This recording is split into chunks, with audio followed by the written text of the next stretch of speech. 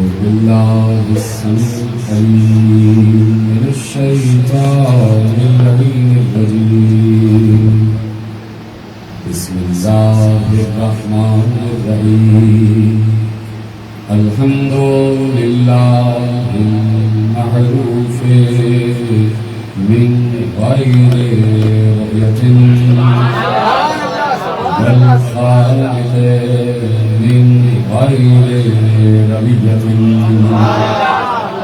الذي لم يزل قائما دائما إذا سماء ذات أبراج ولا ليل داجا ولا بحر صادم ولا أرض ذات مهاد ولا خلق ذو اعتماد والصلاة والسلام والتحية والإكرام على نبي الرحمة وخازن المغفرة وقائد الخير والبركة ومنقذ العباد من الهلكة سيدنا ومولانا أبي القاسم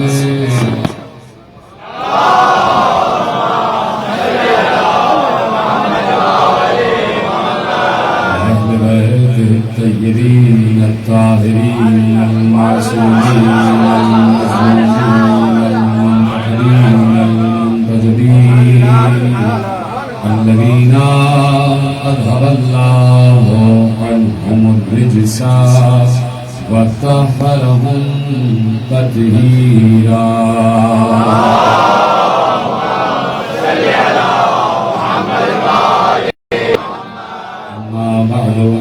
قال الله سبحانه وتعالى في محكم كتابه المجيد وفرقانه الحميد وقوله الحق بسم الله الرحمن الرحيم لقد كان لكم في رسول الله أسوة حسنة صلوات الله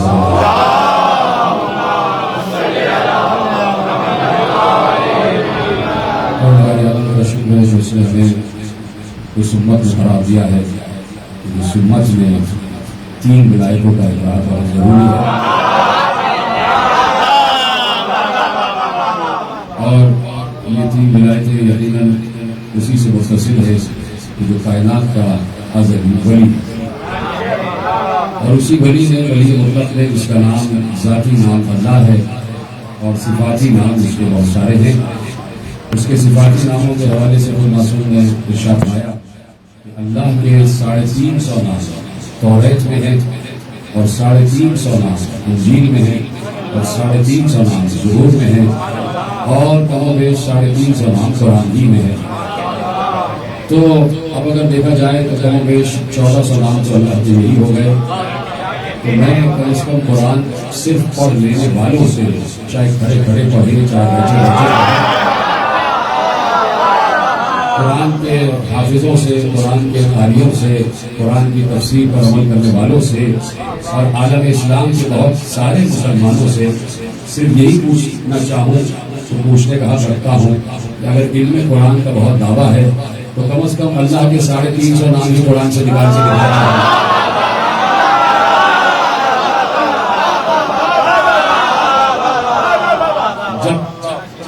खुद कह दिया वारिस कुरान ने तो कहीं न कहीं अल्लाह के कुरान में नाम मौजूद हैं।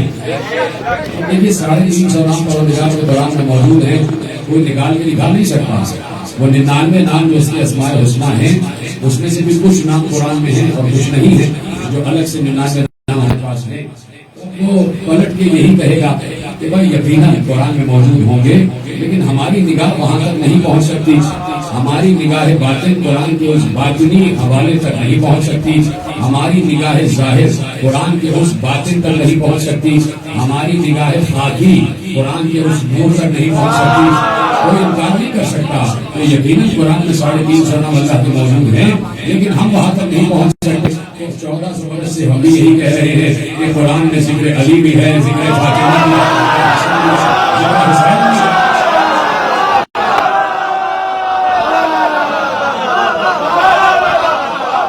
लेकिन जैसे अल्लाह के ज़ाती और सिफाती नाम छुपे हुए हैं, वैसे ही किसी आयत में अली छुपा हुआ है, किसी में फातिमा छुपी है, किसी में हसन है, किसी में हुसैन। कुरान का एक जाहिर भी है, कुरान का एक बातिन भी है, और ये कुरान खत्मी मर्तबत के जरिए हम तक पहुंचा, यानी उस नबी के जरिए जो वही इलाही के मफहूम को बेऐन ही वैसे जानता है जैसे खुद खुदा अपनी वही को जानता है। मैं अक्सर कहता हूं कि मकाम रिसालत अगर सुनना हो और समझना हो, मकाम रिसालत अगर सुनना हो और समझना हो, तो मकाम रिसालत वही असली मकाम रिसालत बता सकते हैं कि जिन्होंने अली से सुना हो कि मकाम रसूल क्या है। अजीम जुमला मैंने आपके हवाले किया कि जिन्होंने अली से सुना हो कि मकाम रिसालत क्या है।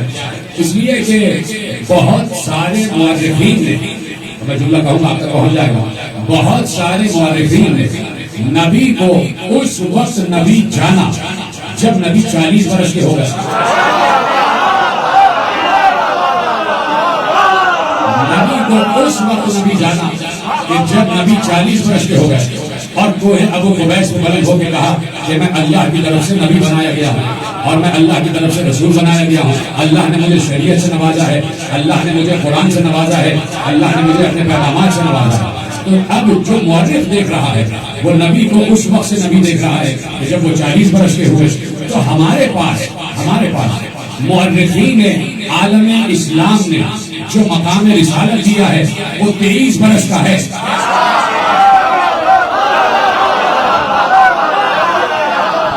देखिए ना, जब नबी 40 वर्ष के हुए तो उस वक्त नबूवत का ऐलान किया और 63 वर्ष की उम्र में पैगंबर इस दुनिया से पर्दा फरमा गए। तो कोई 23 वर्ष का तो नबी हमें मिला ना।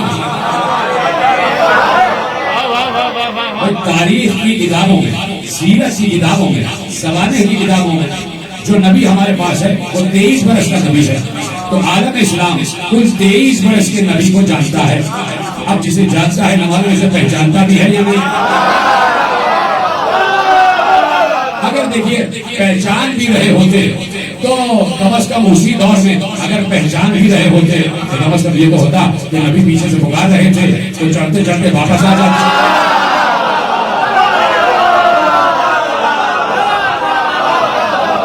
नबी की पुकार पर लब्बैक कहते हुए वापस आ जाते। इसलिए कुरान ने सूरह अनफाल में कह दिया कि या अय्युहल्लज़ीना आमनू इस्तजीबू लिल्लाहि व लिर्रसूल इज़ा दआकुम लिमा युहयिकुम, ऐ ईमान वालों जब भी अल्लाह और उसका रसूल पुकारे उसकी पुकार पर पलट कर लब्बैक कहते हुए आओ। चाहे जमीन में दौड़ते जा रहे हो या पहाड़ों में, जब भी अल्लाह और उसका रसूल पुकारे फौरन उसकी पुकार पर जवाब दो, लब्बैक कहो। इसलिए कि वो तुम्हें इसलिए बुला रहा है ताकि तुम्हें जिंदगी अता करे। यही सब आगे बढ़ रही है।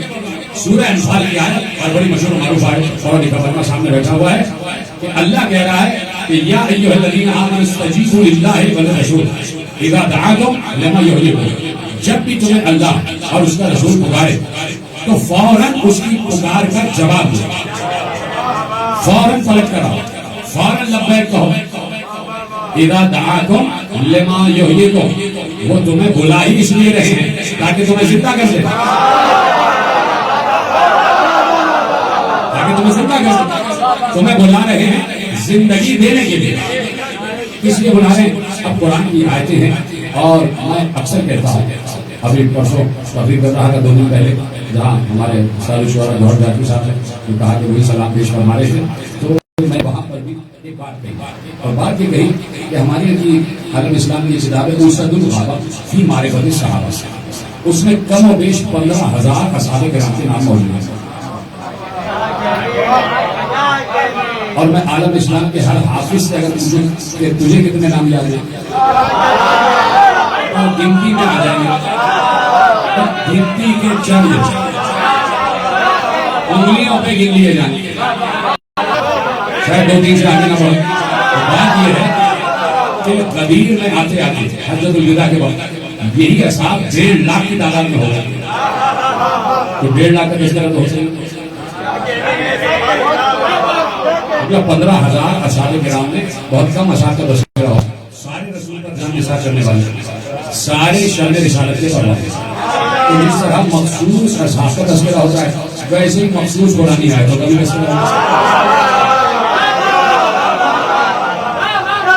अब मसलन जो मैंने आयत पढ़ी आपके सामने कि है ईमान वालों, अल्लाह उसका रसूल जब पुकारे उसकी पुकार का जवाब दो, इसलिए कि वो तुम्हें इसलिए बुला रहे हैं ताकि तुम्हें जिंदा कर दें, ताकि तुम्हें जिंदगी अता करे, ताकि तुम्हें हयात अता करे।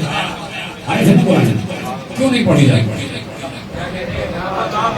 इस आयत पर इतना जोर क्यों नहीं कि जब भी पुकारे फौरन जवाब दो, फौरन पलट के आओ, फौरन हाजिर हो जाओ, इसलिए कि वो तुम्हें जिंदगी देने के लिए बुला रहे हैं। बार बार मैं लफ्ज पर जोर दे रहा हूँ कि वो तुम्हें जिंदगी देने के लिए बुला रहे हैं। देखिए, एक तरफ है मसलन मौत, एक तरफ है जिंदगी। जो मौत की तरफ जाएगा वो मर जाएगा, जो जिंदगी की तरफ जाएगा वो जी जाएगा। अल्लाह कह रहा है कि हम तुम्हें जिंदगी देने के लिए बुला रहे हैं। अच्छा चलिए मैं फिर पढ़ता हूँ कि मसलन अब ये रात है दिन नहीं, ये रात है दिन नहीं, हर चीज की एक चीज होती है। मौत की जिद है जिंदगी, जिंदगी की जिद है मौत, रात की जिद है दिन, और दिन की जिद है रात। सच की जिद है झूठ, और झूठ की जिद है सच। हक की जिद है बातिल, बातिल की जिद है हक। हर चीज की एक जिद होती है। अब अल्लाह कह रहा है कि मैं तुम्हें बुला रहा हूँ जिंदगी देने के लिए। तो जो अल्लाह रसूल की पुकार पर आ गया तो वो तो है जिंदा।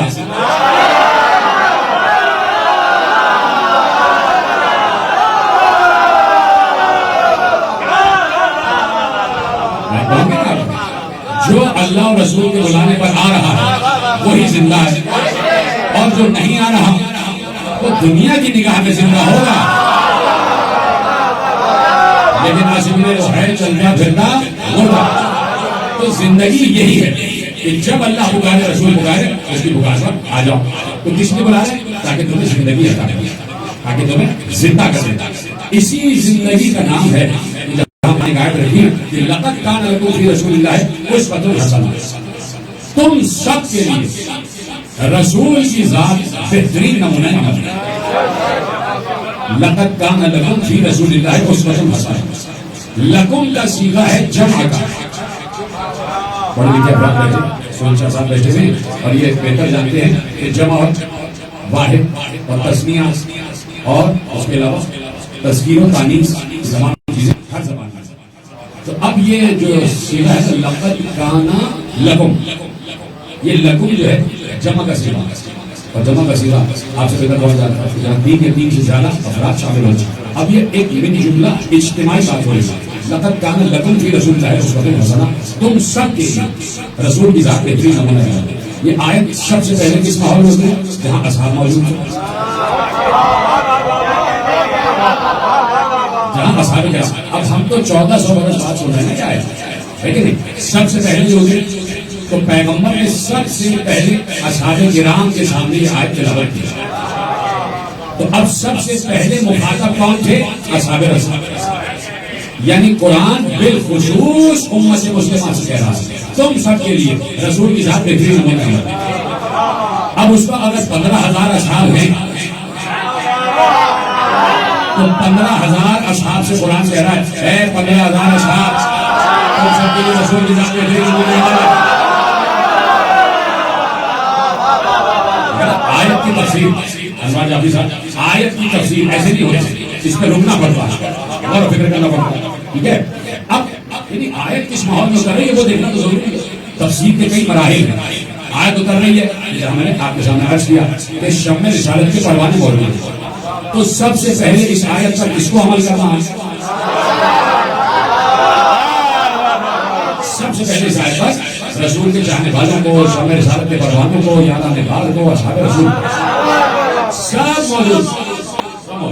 हज़रत अबू बकर भी मौजूद, हज़रत उमर भी मौजूद, हज़रत उस्मान भी मौजूद, हज़रत तलहा भी मौजूद, हज़रत ज़ुबैर भी मौजूद, हज़रत इब्न अब्बास भी मौजूद, सारे मौजूद। आप कहेंगे कि आपने अली का नाम ले लिया,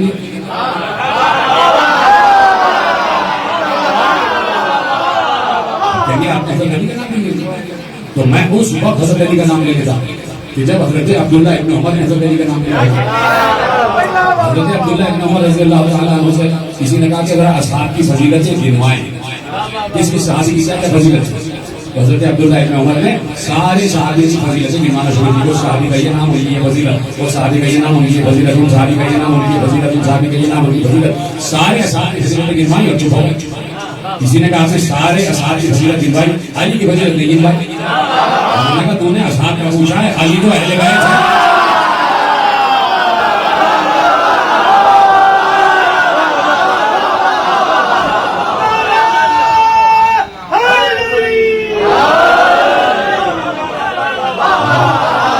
तो सारे असहाब किराम मौजूद हैं, सारे असहाब सलवार पढ़ो मोहम्मद वाले मोहम्मद। बहुत मुख्तसर सारे असारे ग्राम मौजूद हैं।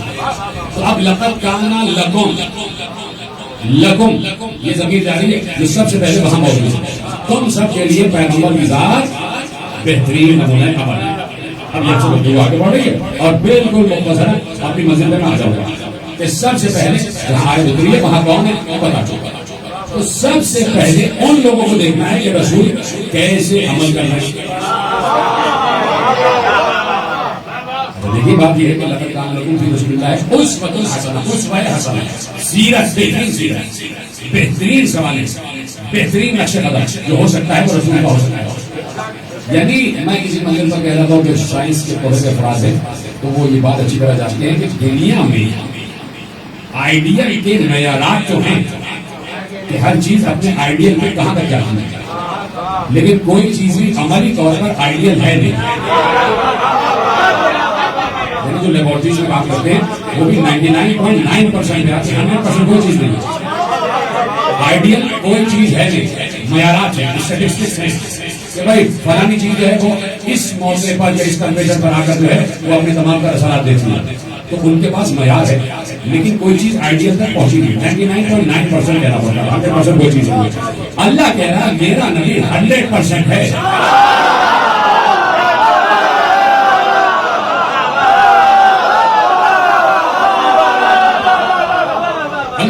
मेरा मिलके सारे मिलके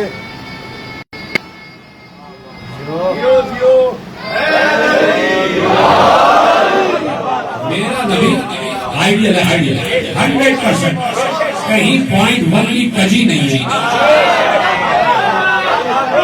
अब इसी 100% को नबी ने बताया। मैंने कहा कि हमारे पास तो 23 बरस वाला नबी पहुंचा है, 23 बरस वाला नबी पहुंचा, 23 बरस तक जो नबी जो देखा गया मुआविया ने देखा वो हमारे पास पहुंचा है। लेकिन हम जो कह रहे थे कि हमने मकाम रिसालत हम बताते हैं, हम बताते हैं कि असल मकाम रिसालत क्या है। वो इसलिए कह रहे हैं कि हमने मकाम रिसालत सीखा है साहिब गदीर से, अली से सीखा है मकाम रिसालत, अली से सुना मकाम रिसालत। अब कहेंगे कि आपके भाई अली से क्या सुना है, तो हमने अली से मकाम रिसालत सुना है कि जिस नबी ने ये कहा था और अपने तमाम हजारों की तादाद में असहाबे किराम के सामने मुखातिब करके जिस नबी ने ये कहा कि कुन तो नबी व आदम बैनल माए व तीन, मैं उस वक्त भी नबी था जब आदम आबो गिल के दरमियान था, जब आदम का खमीर कूदा जा रहा था। तो कम से कम आदम से तो पहले है ना नबी, तो मकाम रिसालत कहां से शुरू करना पड़ेगा, आदम से पहले। जब आदम खमीर, जब नबी खमीर घूमता हुआ देख रहा है तो मकाम रिसालत वहां से शुरू होगा। आप किससे पूछे कि वहां से तो मकाम रिसालत शुरू हो रहा है, उस मकाम से, उस जमाने से किससे पूछे? अली ही तो था जिसने कहा तुम तो वसी है।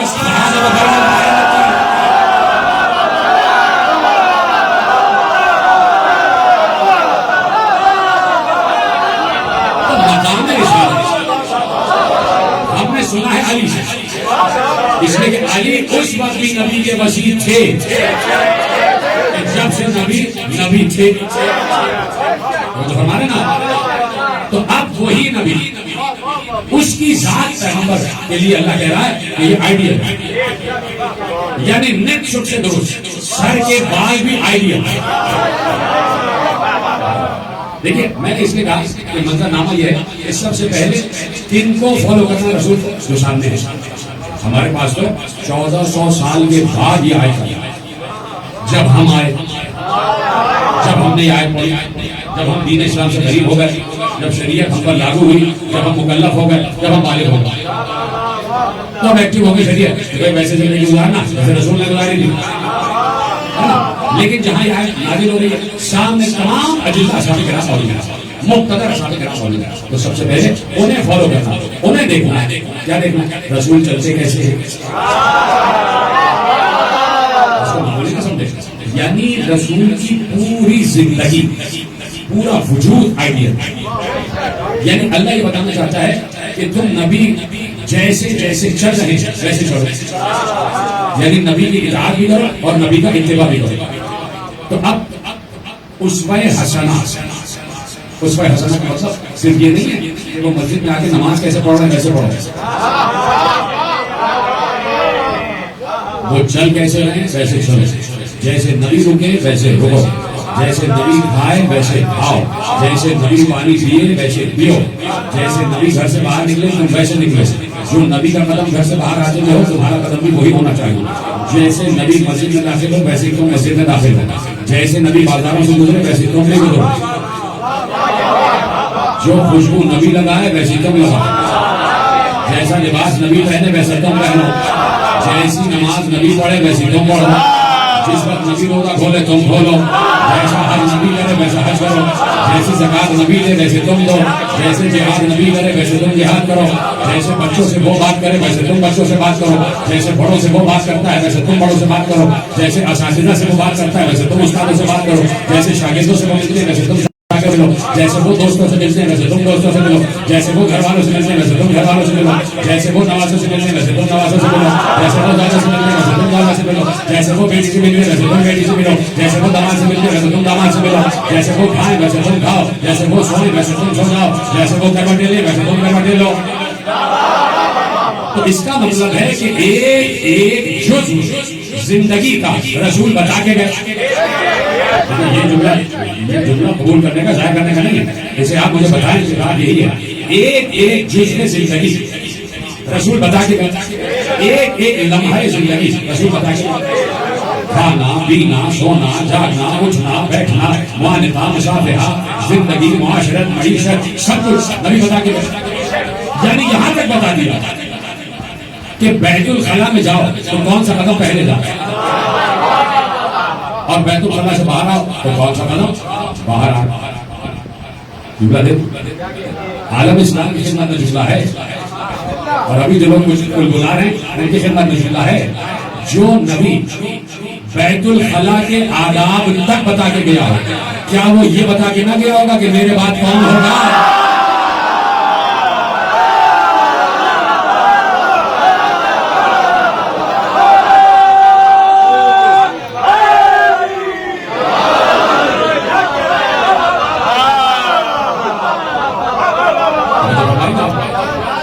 जो नबी जिंदगी का एक एक कदम बता के जाता है, तो क्या वो उम्मत को उसके हाल में छोड़ देगा?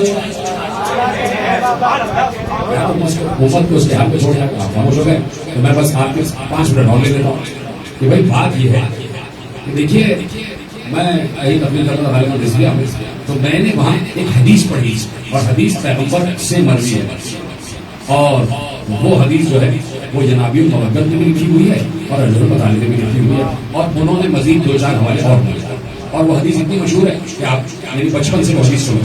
और वो हदीस क्या है कि सतफ्तर उम्मती अला सलासत सबईन फिरक़तन कुल्लुहा फिन्नार इल्ला वाहिद। मेरी उम्मत 73 फिरकों में तकसीम हो जाएगी, मेरी उम्मत 73 फिरकों में तकसीम हो जाएगी। पूरी हदीस आप अपनी ज़हन में दोहरा लीजिए। मेरी उम्मत 73 फिरकों में जाएगी, सब के सब जहन्नम में जाएंगे सिवाय एक के। अच्छा, अब पैगंबर ने कहा मेरी उम्मत मेरे बाद 73 फिरकों में तकसीम हो जाएगी। तो क्या मैं पूछना चाहता हूँ आलम इस्लाम से, क्या नबी ऐसा चाहते थे कि उम्मत फिरकों में बढ़ जाए? ये तो सोचना ही कुफ्र है। इसलिए ये आयत कुरानी की सरीहत से नापर्दी हो जाए कि अगर नबी चाहे कि उम्मत फिरकों में बढ़ जाए, नहीं, इसलिए कि कुरान क्या कह रहा है, वातसिमू बिहब्लिल्लाह जमीअन वला तफर्रकू, फिरकों में न बंटो, फिरकों में तकसीम ना हो। कुरान का हुक्म है फिरकों में तकसीम ना हो। और आज हर फिरका अकड़ अकड़ कर कह रहा है हमारा फिरका ये है, हमारा फिरका ये है, हम ही हम पर फलाना वाजिब है। तो कोई ये बात नहीं कहता, इतराज ये हो जाता है कि ये दिखाइए कुरान में, ये दिखाइए कुरान में, अरे ये 73 फिरके तो दिखा दो कुरान में।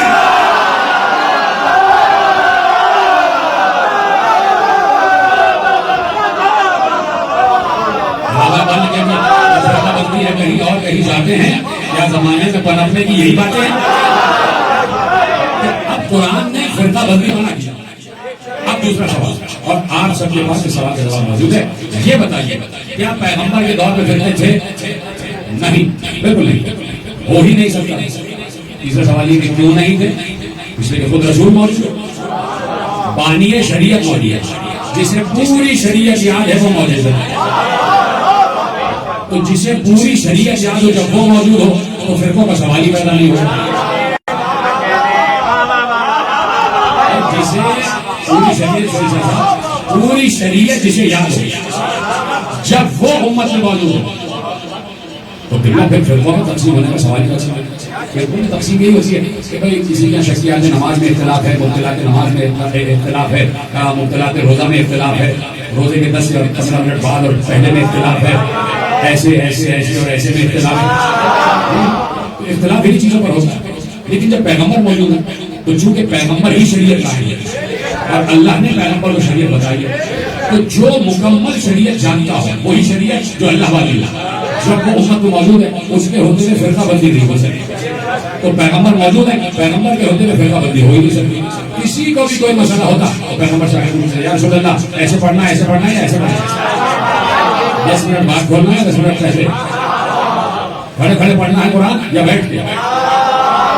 अब जो भी मसला होगा पैगंबर से पूछिए, पैगंबर ने बता दिया भाई ये है, तो अब इसी में जरूरत नहीं है, मजाक नहीं है कि वो पैगंबर की राय से इख्तिलाफ कर जाए और कोई नया फैसला बना दे। तो जब तक पैगंबर उम्मत में मौजूद है, उम्मत में इख्तिलाफ बिल्कुल नहीं था और हो ही नहीं सकता। तो अब बात यह है कि रसूल जो वारिस कुरान है,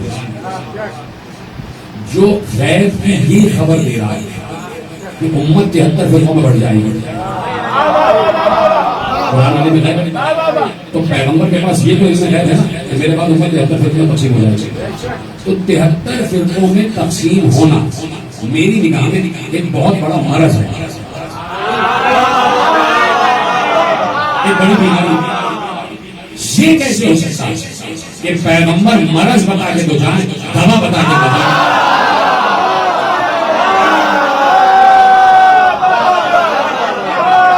ये कैसे हो सकता है कि पैगंबर मरज बता के तो जाए, दवा बता के जाए? तो पैगंबर तबीब असल हकीम है ना भाई। तो अब तबीब असल जो है उसका काम ये है कि मरज बताए तो दवा नहीं बताए। मरज बता दिया तो भाई तुम 73 फिरकों में तकसीम हो जाओ, तो हाथ जोड़ के पूछा जाए या रसूल अल्लाह दवा क्या? तो कहेंगे दवा मैं हूं।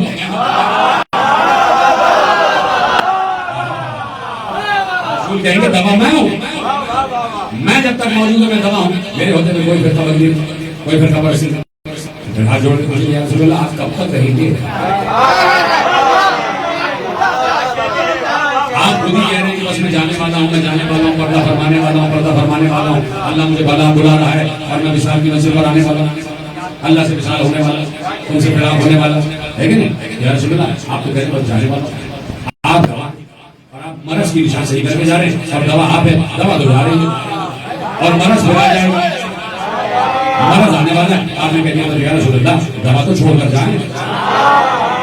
तो भाई सीधी सी लॉजिकल बात है कि दवा मर्ज जब वही है तो दवा भी वही होनी चाहिए। तो दवा भी तो एक ही होगी। दवा है खुद रसूल अल्लाह, यानी उम्मत में इत्तेहाद और इत्तेफाक की दवा है रसूल अल्लाह। अब जब भी उम्मत में इख्तिलाफ का मरज पैदा होगा तो दवा में रसूल अल्लाह को लाना पड़ेगा। रसूल अल्लाह तो चले गए, अब रसूल अल्लाह से पूछा था या रसूल अल्लाह आप जा रहे हैं तो दवा तो छोड़कर जाएं, इसी दिन किसी को मन को माला होगा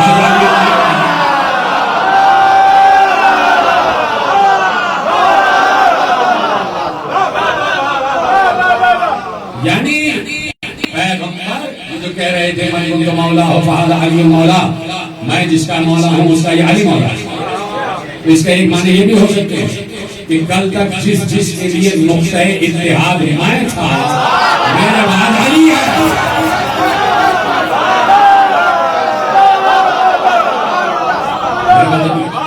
अब कहा कि जैसे वो चले वैसे चले, जैसे वो अमल करे वैसे करो, जैसे वो बोले वैसे बोलो। अब सबसे बड़ी जिम्मेदारी है जिनके सामने ये आयत नाज़िल है, और इसी के बाद सब हुआ।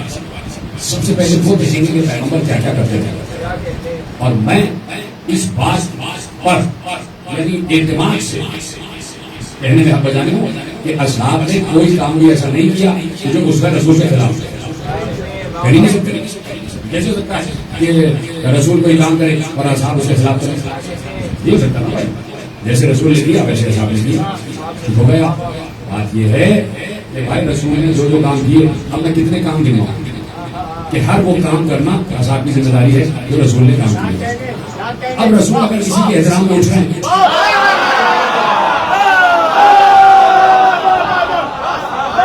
तो कुरान की आयत कह रही है हमने कहा नहीं था रसूल को फॉलो करो,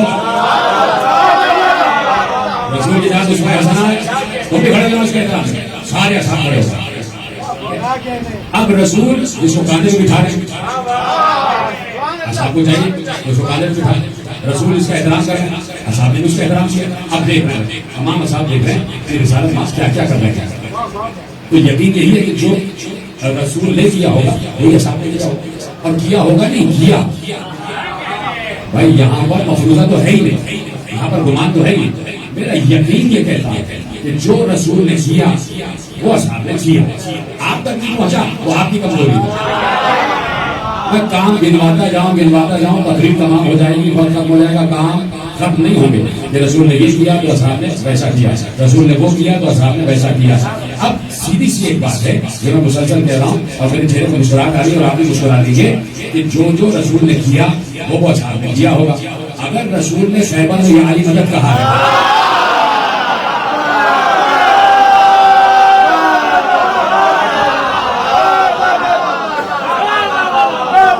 आपको दलील देता हूं। दलील है शाह अब्दुल्ला मुहद्दिस दहलवी जी का मदारिजुन नबुव्वा, जिल्द 2। शाह अब्दुल्ला मुहद्दिस दहलवी अलैहिर्रहमा, आलम इस्लाम का बहुत बड़ा नाम है। वो जिल्द 2 मदारिजुन नबुव्वा में लिखते हैं कि ओहद का मैदान जब सजा, अच्छा ओहद की तफसीर जो बयान की है वो तारीख कामिल, वो भी आलम अहले सुन्नत की बहुत बड़ी किताब है तारीख कामिल। तो दो जुमले मैं आपको शाह अब्दुल्ला मुहद्दिस दहलवी मदारिजुन नबुव्वा में सुनाऊंगा और फिर उसके बाद तफसील में तारीख कामिल से पहुंचेंगे। इजाजत है अब हम अपने घर में मुख्तसर खिताबी करता हूँ। तो अब ओहद का मैदान, शाह अब्दुल्ला मुहद्दिस दहलवी मदारिजुन नबुव्वा, कहा कि भाई पैगंबर घिर गए चारों तरफ से मुशरिकीन में, और कुछ लोगों से कहा था घाटी ना छोड़ना, उन्होंने घाटी छोड़ी तो घाटी में पड़े,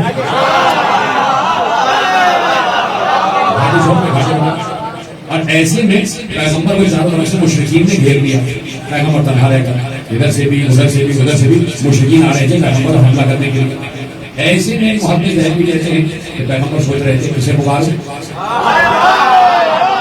अब जाकर पढ़िएगा मदारिजुन नबुव्वा दूसरी जिल्द शाह अब्दुल्ला मुहद्दिस दहलवी, जो चैप्टर ओहद का, जंग ओहद का चैप्टर है, वहाँ यही लिखा हुआ है। एक बार सोच रहे थे किसे पुकारो, आवाज आई ना दे अली के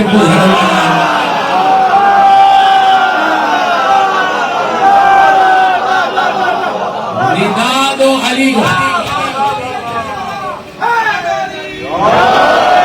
निदा दो अली को, जो अजायबात का मजहर है, जो अजायबात का मजहर है। कौन कह रहा है? अल्लाह। ये आवाज अल्लाह की तरफ से है कि निदा दो अली को। अच्छा मैं जो अब तक ये कह रहा हूँ कि भाई जो पैगंबर ने कहा होगा वो असहाब ने माना होगा। यहाँ तो अल्लाह अपने नबी से कह रहा है,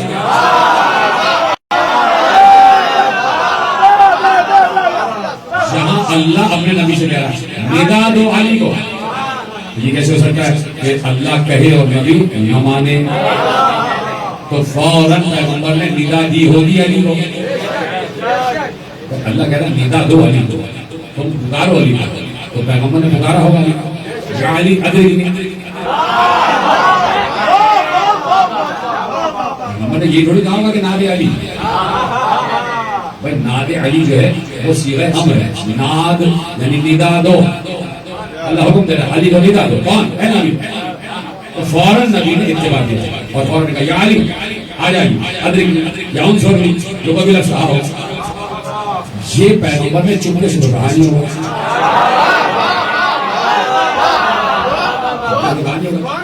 अली कहाँ तो पैगंबर ने निदा दी होगी। तो इसका मतलब है, अब तारीफ कामिल ऐसे जुमले आपके हवाले करता हूँ। उन्होंने कहा कि अक्सर नबी क्या जमा मिनल मुशरिकीन, नबी ने देखा मुशरिकीन के जो मेरी तरफ आ रहा हमला करने वाला, फौरन नबी ने कहा अहमल या अली, इनको भगाओ या अली, अहमल अलैहिम, इन पर हमला करो, इन पर हमला करो।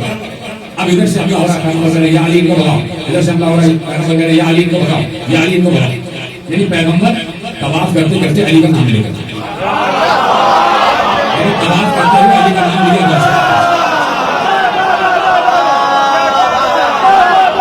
है। इधर इधर तारीफ काम है, इधर से हमला हो रहा है, इधर से हमला हो रहा है, इधर से हमला हो रहा है, और वो बार बार कह रहे हैं अहमल अलैहिम, इनको फेंको, इनको भगाओ, इनको भगाओ। और अली चारों तरफ बढ़ बढ़ के हमला कर रहे हैं, चारों तरफ बढ़ बढ़ के हमला कर रहे हैं, और पैगंबर के होल की तामील कर रहे हैं। तब जो पैगंबर कह रहे हैं तो जोर जोर से कह रहे हैं ना। मैं सवाल ये पूछना चाहता हूँ, ये कौन सा नबी है कि जिसके लिए अल्लाह कह रहा है निकालो अली है?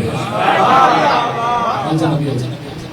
मैं लफ्ज़ कहूँगा आपको, ये वो नबी है जो मूसा से भी अफजल है। मूसा ने कहा कि परवरदिगार ये मेरी कौम फंसने वाली है, पीछे फिरौन का लश्कर है, आगे दरिया, हम पीछे से मर रहे हैं और आगे से भी मर जाएंगे, क्या करें?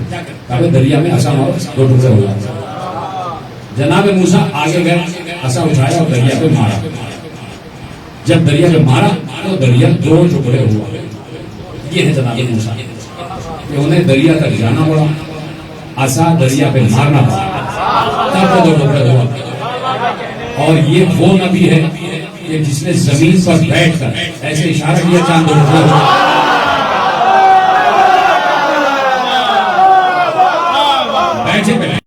चांद तक परवाज भी नहीं लेके गए और कोई असा जो है चांद पे मारा, बैठे इशारा किया, चांद को बैठे हुए। ये नबी वो है जो बैठे बैठे चांद को दो टुकड़े कर देता है, जो चांद को दो टुकड़े कर दे बैठे बैठे इशारे से, वो मुशरिकीन के दो टुकड़े नहीं।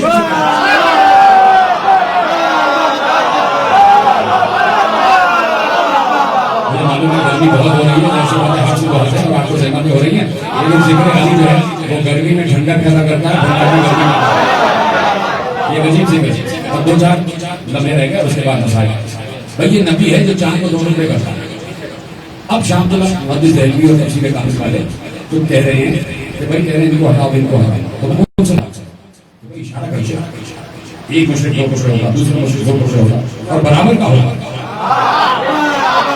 बराबर के दो टुकड़े होगा। वो नबी जो चांद को दो टुकड़े कर रहा है, वो अपना वो मौजज़ा अपनी मुश्किल में इस्तेमाल नहीं कर रहा, और वो साहिब इख्तियार नबी अपनी मुश्किल में अली को पुकार कर उम्मत के लिए बता रहा है, मैं इतना साहिब इख्तियार होते हुए मुश्किल में अली को बुलाता हूँ, इतना कमजोर होते हुए।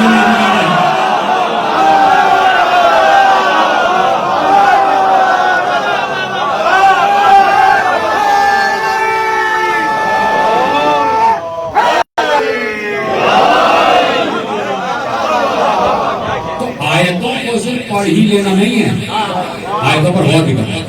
तुम सब के लिए पैगंबर की जात बेहतरीन होना है। तो मैंने कह दिया बात खत्म हो गई कि अब नबी जिसे कांधे में बिठाएं तुम भी उसे गलत कर सकते, नबी जिसे करीब होना है तुम भी करीब होना है। बात दूसरी खुद का खुद आपके जहन में आगे बोल दी है, जिसे नबी करीब बुलाए उसे तुम करीब बुलाओ, और जिसे नबी कहे वो मुअन्नी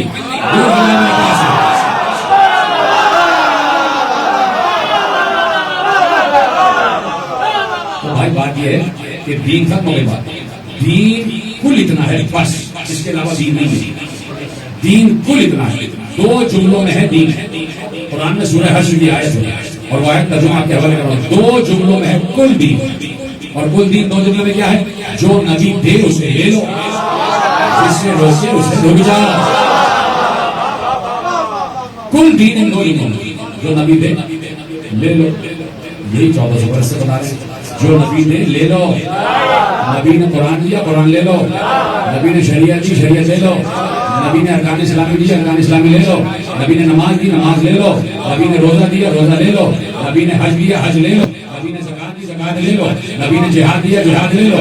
तो जो नबी कुरान दे रहा था, कुरान ले लिया। जो नबी नमाज दे रहा था, नमाज ले ली। जो नबी रोजा दे रहा था, रोजा ले लिया। जो नबी हज दे रहा था, हज ले लिया। जो नबी जिहाद दे रहा था, जिहाद ले लिया। वही नबी कदीर में जो कुछ दे रहा था।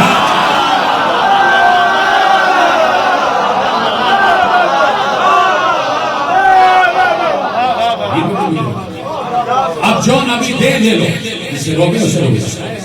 तो अब हजरत अबू हुरैरा रज़ी अल्लाह अन्हु फरमाते हैं कि एक बार नबी अपने हुजरे से बाहर आए और आहिस्ता आहिस्ता बड़े आहिस्ता आहिस्ता से चलते हुए और अबा को ऐसे बंद किए हुए आए। हमने कहा कि भाई बहुत अजीब कोई तोहफा आ रहा है हमारे लिए। नबी आए हैं, कोई तोहफा लेके छुपा के आ रहा है। करीब आ गए, हजरत अबू हुरैरा ने पूछा, या रसूल अल्लाह कोई हमारे तोहफा लाए? कहा बहुत अजीब तोहफा लाया। दिखाइए उसने लीजिए। एक बार अबा का दामन हटाया, एक तरफ से हसन निकली, एक तरफ से हसन। ये दो अजीम तोहफे तुम्हारे हवाले में है उम्मत। ये एक तरफ से तुम्हारे दो तोहफे, ये कोई मामूली नहीं है। ये सरदाराने जवानाने जन्नत और इनका बाप इनसे अफजल। इनको हमेशा बुलंद रखना, हमेशा बुलंद। जैदी ने कहा कि उम्मत ने हुसैन को बुलंद तो रखा, लेकिन लोगों ने देखा नेज़े की बुलंदी पर बुलंद है। तो ये है शिकायत उम्मत से। जैसे रसूल ने कांधे पे बुलंद किया, क्या गैरत नहीं आई, शर्म नहीं आई? उसका गला काटते हुए, उसके गले से चलाते हुए। मोरे गुफ्तगू मेरे जीवन, आपको पता है कि शर्म में आप बचे हुए हैं और ये मजलिस किस बीवी से मंसूब है, इस बीवी से मखसूस है। वो बीवी के जिसे नमाज शब में हुसैन ने छोटी सी बच्ची नमाज शब में हुसैन ने तलब किया है। परवरदिगार ऐसी बेटी दे जिसके बगैर न मैं जी सकूँ और परवरदिगार वो मेरे सीने पे सोया करे और ये दिन ऐसा है कि तू उसी के जरिए मेरा इम्तिहान ले रहा जहाँ सब आखिरी मंजिलों तक हुसैन पहुंचे और जहाँ सब की आखिरी मंजिलों तक ज़ैनब पहुंची, वहीं सब की आखिरी मंजिलों तक सकीना भी पहुंची। इस बच्ची ने उतना ही सब्र किया है जितना हुसैन ने ज़ैनब ने सब्र किया। अब आपकी आवाज़ें मीडिया पर बोल रही है, मैं कैसे अर्ज करूँ मेरे अजीजों कि किस सीने पर शिव ने अपने पाँव रखे, किस सीने पर शिव ने अपने पाँव रखे। ये इसलिए रोशनियां मसल की जा रही हैं ताकि आपको अंदाजा हो कैद खाना कितना तारीफ खाना था। उसी तारीफ कैद खाने में एक बच्ची सिसक कर अपने बाबा को याद कर रहा था, घुट कर अपने बाबा को याद कर रहा था। उसी तारीफ कैद खाने में सुना ये दो दिन पहले सुनेगा शहादत था। आहिस्ता आहिस्ता आपकी तैयारी हो जाए ताकि बच्चों के मसाइल आप सुन सके और जी भर के गिरिया कर सके। ऐसा तो आप गिरिया नहीं कर सकते जैसे खाने में गिरिया हुआ, लेकिन कोशिश की जाए तो यकीन ये आवाज़ें शायद शाम तक पहुँच जाए।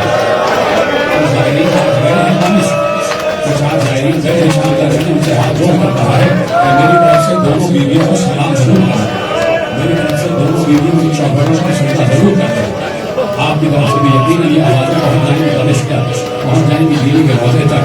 आपकी आवाज़ के लिए मदद हो जाए बड़ी संदेश हो दीजिएगा। मैंने कहा ना कि क्या मालूम उसे कि जिस सीने पर पाँव धर रहा है वो सीना कौन सा सीना है? वही सीना हुसैन का सीना था जो सीने रसूल से मस्त होता है। हुसैन अपना सीना रसूल के सीने पर रख के सो जाते थे। हुसैन जैसे रसूल के सीने के बगैर हुसैन को नींद नहीं आती थी, वैसे ही हुसैन के सीने के बगैर सकीना को भी नींद नहीं आती। सकीना रोज नमाज के वक्त मुसल्ला बिछा के बैठ जाती, बाबा का इंतजार करती, बाबा आएंगे तो बाबा के साथ नमाज पढ़ूंगी। हुसैन मस्जिद से वाजिबात अदा करके मुस्तहबात अदा करने आए तो सकीना साथ खड़ी हो जाती है। घर में अगर आपकी छोटी बच्चियां हैं तो बच्चियों को सलामत रखते आते आपका सारा दिन को सलामत रखे। एक निगाह में अपनी छोटी बच्चियों को तस्वीर दे सकते। अगर आपके घर में पोतियां और नवासियां छोटी छोटी हैं तो याद कर लो कितना छोटा सा कद होता है 4 बरस की बच्ची का। अरे 4 बरस की बच्ची हुसैन की बच्ची और बाबा के इंतजार करता। अब मुझे बताओ, जब हुसैन की सास बच्ची की रुकों में जाती होगी, ऐसा दिल हुसैन का खुश होता होगा। बच्ची के सजदे में जाती होगी, हुसैन देख जाएगा। अब जैसे नमाज खत्म कैसे होंगे, एक प्यार सकीना को सीने से लगा रुखसार चूमा करते थे सकीना से। हुसैन सकीना के रुखसार को पसंद करते थे, सकीना के माथे पे प्यार करते थे, सकीना के बालों को सहलाया करते थे, सकीना को सीने में सुलाया करते थे। वो बच्ची असर आशूर भी उसने यही किया। जब हुसैन चले गए तो उसके हासिल थे। आप चुप हो गए क्योंकि हुसैन 3 मरतबा पलट के आए थे वापस मैदान जंग से। 3 मरतबा पलट के आए। ये जो आखिरी रुखसत हुई है वो बिल्कुल आखिरी वाली रुखसत है। हुसैन ने 3 मरतबा प्रेमों से रुखसत हासिल किया। बार बार पलट के आते ही इसलिए थे एक बार सकीना एक बार अपनी लाठी को हाथ देखा, एक बार अपनी लाठी को सीने के हाथ से डाला। वही लाठी असले आशूर से पहले बाबा का मुसल्ला बिछा के अपना मुसल्ला बिछा के बाबा के इंतजार में रही। बाबा को ना आना था ना आए। एक बार बाहर बहुत शोर बंद हो रहा था, तलवारों की आवाजें गूंज रही थी, तलवारों की झनकार गूंज रही थी। इधर से सकीना ने बहुत आहिस्तगी से बड़े अपने नर्म मुलायम लहजे में कहा, अम्मा इजाजत है मैं खैमे का पर्दा हटा के देखूं मेरे बाबा का। कैसे मासूमाना लहजे में कहा होगा। ज़ैनब का दिल पसीज गया। ज़ैनब को कलेजे पे छूना चाहिए, बेटी अपने बाबा को देखना चाहती है। कभी भी देख लो खैमे का पर्दा हटा के सकीना खड़ी हो गई। बेटी मेरा बाबा कहाँ है, मेरा बाबा कहाँ है? बाबा नजर नहीं आ रहा था, जिसने कि चारों तरफ से अश्किया ने घेरा हुआ था। सुनेंगे तुमरा, अगर बोलना ना आए तो बस एक मरतबा हाय जरूर कहती हूँ। आपको ज्यादा नजर आने वाला है, इसलिए अब परिवार पढ़ने जाना, इसमें किसी का खामोश रहना बनता नहीं। आपको हाय हुसैन कहना पड़ेगा और सीने में हाथ मारना पड़ेगा। सकीना को बाबा नजर न आया, इसलिए ख्वाजा अश्किया ने घेरा हुआ था। सकीना हिम्मत करके खैमे से बाहर है। ख्वाजा अश्किया का सिपाही खड़ा हुआ था। सकीना उसके दामों को पकड़ के कहती है, ऐसा है, ऐसा है, ऐसा है। इससे पता चलेगा क्या बात है, क्या मेरा बाबा कहाँ है, मेरा बाबा कहाँ है, मेरा बाबा कहाँ है? इतने जालिम थे ये यजीद के सिपाही, इतने जालिम थे कि इन पर जिंदगी में लानत हो। इतने जालिम थे। एक बार उसने कहा, तुम कौन हो? क्या मैं हुसैन की बेटी सकीना, मैं हुसैन की बेटी सकीना। उसने कहा, अच्छा मैं तुम्हें बताता हूँ तुम्हारा बाबा कहाँ है। उसने तीर को कमान से जोड़ा और कहा, ये तीर जहाँ चला जाए मेरा बाबा वही है। सकीना ने तीर को देखा, तीर को पास करता हुआ हुसैन के गले में आ गया। सकीना तीर को पीछे करते हुए बाबा से आगे निकली। माता माता सकीना तीर के पीछे आते हुए बाबा की लाश निकली। हुसैन सलाम रहे थे, हुसैन का कलेजा फट गया, हुसैन का कलेजा फट गया। हुसैन ने बच्ची को सीने से लगा दिया, बच्ची को सीने से लगा दिया। बच्ची बाबा से लेती रही, बाबा मैं मुसल्ले पे आपका इंतजार कर रही हूँ, मैं मुसल्ले पे क्या सोना कर रही हूँ, मैं कोई नहीं रहेगा बाबा, मैं मुसल्ले पे आपका इंतजार कर रही हूँ। बेटी जाओ, हुसैन ने कहा बेटी जाओ, बेटी खैमे में जाओ, खुदी के पास पहुंचा।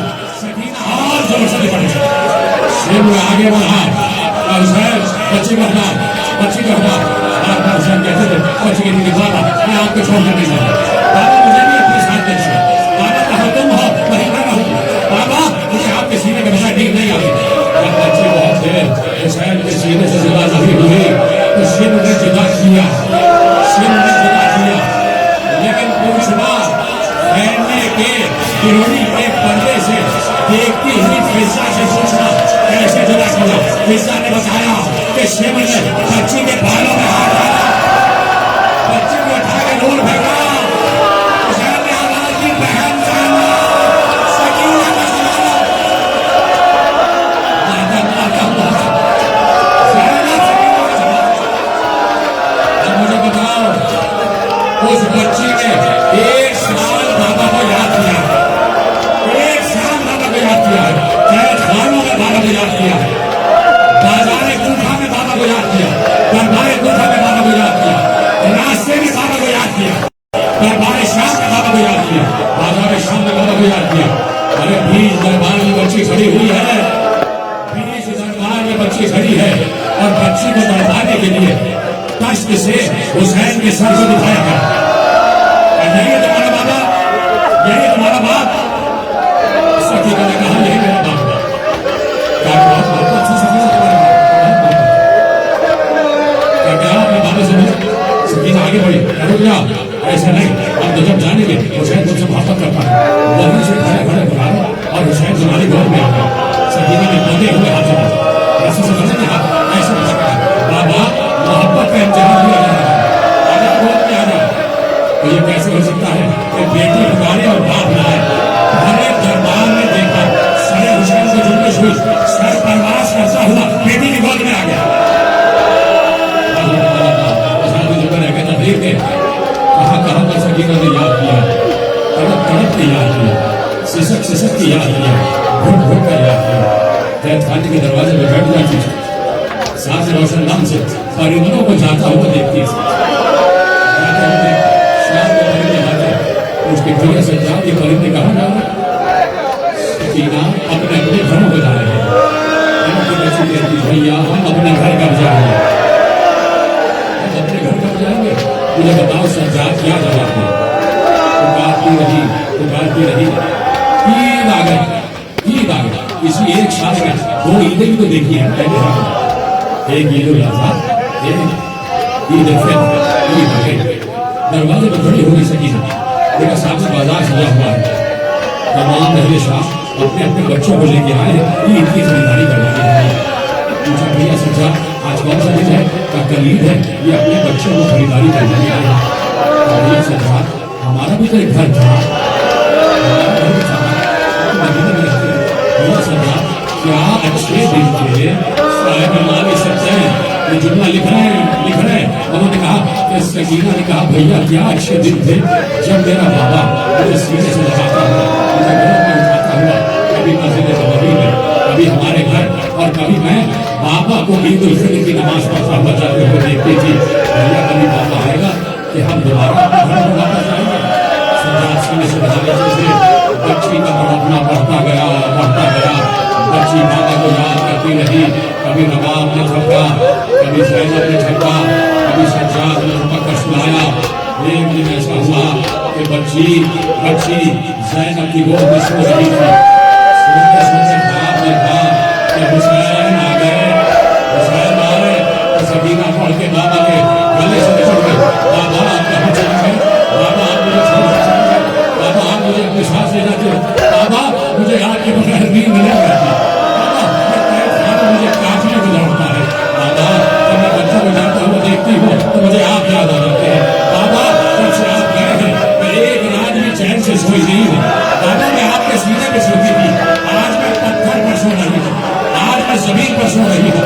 एक बार हुसैन ने बच्ची को सीने से लगाया और कहा सकीना तेरी अज़ियत के दिन खत्म होने वाले हैं, बस आज मैं तुझे ले जाऊंगा।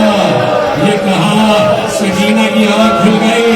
जैसे आंख खुली सकीना तड़पती उठी, कभी इधर जाती है, कभी उधर जाती है, कभी कैद खाने की दरबार से, कभी कैद खाने की दीवार से। और एक बार ज़ैनब ने पूछा सकीना क्या हुआ? सकीना ने रोते हुए कहा अभी अभी बाबा यहाँ आए, अभी अभी बाबा यहाँ आए थे। अभी अम्मा बाबा मुझे छोड़ कर चले गए। ज़ैनब समझ गई, सज्जाद समझ गए। ज़ैनब ने सज्जाद से कहा सज्जाद शायद आज सकीना की आखिरी रात है, शायद खत्म होने वाला शायद सकीना की आखिरी रात है।